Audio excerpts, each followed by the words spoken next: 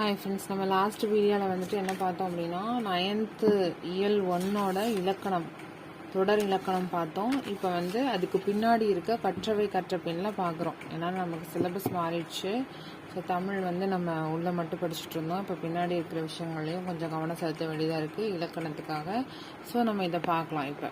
So தொடர் இலக்கணத்தில் தொடர்களை மாற்றி உருவாக்குக அப்படிங்கிறத பார்க்கலாம். பதவியை விட்டு நீக்கினான் இத்தொடரை தன்வினை தொடராக மாற்றுக அப்படின்னு சொல்லியிருக்காங்க. பதவியை விட்டு நீக்கினான் அப்படிங்கிறது அதாவது வேற யாரோ நீக்கிட்டான், அது வந்து பிறவினை. ஸோ இப்போ நம்ம வந்து பதவியை விட்டு நீங்கினான், அவனா விலகிட்டான், அவன் பதவியை விட்டு அவன் விலகிட்டான், அப்போ இதுதான் தன்வினை. பதவியை விட்டு நீங்கினான் அப்படிங்கிறது தன்வினை. அடுத்து மொழியியல் அறிஞர்கள் திராவிட மொழிகளை ஆய்வு செய்தனர் இத்தொடரை பிறவினை தொடராக மாற்றுக. ஆய்வு செய்தனர்ங்கிறது அவங்க செஞ்சாங்க. மொழியியல் அறிஞர்கள் திராவிட மொழிகளை ஆய்வு செய்தனர். இதை வந்து பிறவினையா மாத்தணும் அப்படின்னா செய்தனருக்கு பதில செய்வித்தனர், அதாவது மற்றவங்களை செய்ய வச்சாங்க அப்படின்னு மாற்றும் போது இது வந்து பிறவினையா கன்வெர்ட் ஆகுது. மொழியியல் அறிஞர்கள் திராவிட மொழிகளை ஆய்வு செய்வித்தனர். அடுத்தது உண்ணப்படும் தமிழ் தேனே இத்தொடரை செய்வினை தொடராக மாற்றுக.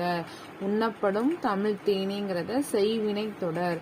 உண்டேன் தமிழ் தேனை, உண்டேன் தமிழ் தேனைங்கிறது செய்வினை தொடர். அடுத்து திராவிட மொழிகளை 3 மொழி குடும்பங்களாக பகுத்துள்ளனர் இத்தொடரை செயபாட்டு வினை தொடராக மாற்றுக.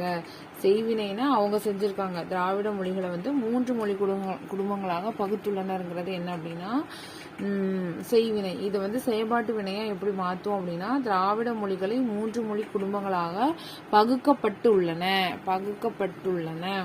அடுத்தது நிலவன் சிறந்த பள்ளியில் படித்தார்.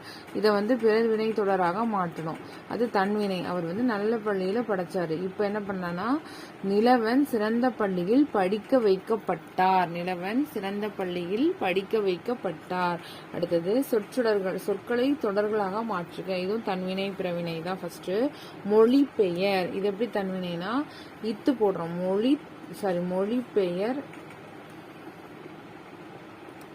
மொழிபெயர்த்தாள் அப்படிங்கிறது தன்வினை. யார் செஞ்சா? அவதான் செஞ்சா. மொழிபெயர்ங்கிறது மொழிபெயர்த்தாள் அப்படின்னு கன்வெர்ட் பண்ணும்போது தன்வினையாகும். மொழிபெயர்ப்பித்தாள் அப்படிங்கிறது பிறவினையாகும். மொழிபெயர்த்தாள்ங்கிறது தன்வினை, மொழிபெயர்ப்பித்தாள் அப்படிங்கிறது பிறவினை. அடுத்து பதிவு செய். இதை வந்து செய்வினை செயபாட்டு வினை. பதிவு செய்தான், அவன் செஞ்சான், அதனால அது செய்வினை.